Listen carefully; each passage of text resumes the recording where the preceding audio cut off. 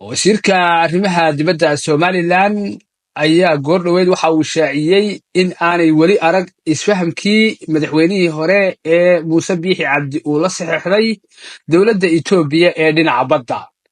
wasiirka arrimaha dibadda Somaliland Cabdiraxmaan Daahir ayaa sheegay in marka ay arkaan isfahamka ay qiimeyn doonaan in dani ugu jirto iyo in kale Somaliland kadibna ay go'aan ka gaari doonaan.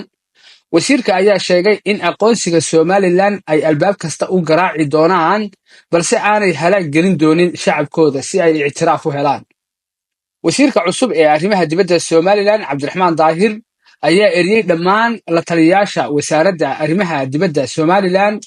la taliyayaasha la eriyey ayaa gaaraya ilaa 5 khabiir waxaana xukuumadda cusub ay qorsheynaysaa in ay qorato la taliyayaal cusub.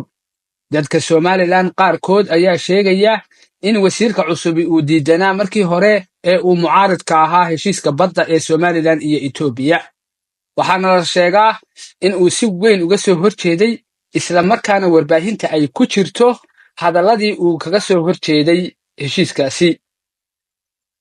dhawaaqa wasiirka arrimaha dibadda ka soo baxay ayaa walaac xooggan waxa uu ku abuuri karaa bulshada Somaliland. sidoo kale waxa uu dowladda Itoobiya iyo Somaliland ka dhex abuuri karaa xaalad siyaasadeed oo cakiran oo aan waqtiga loo baahnayn.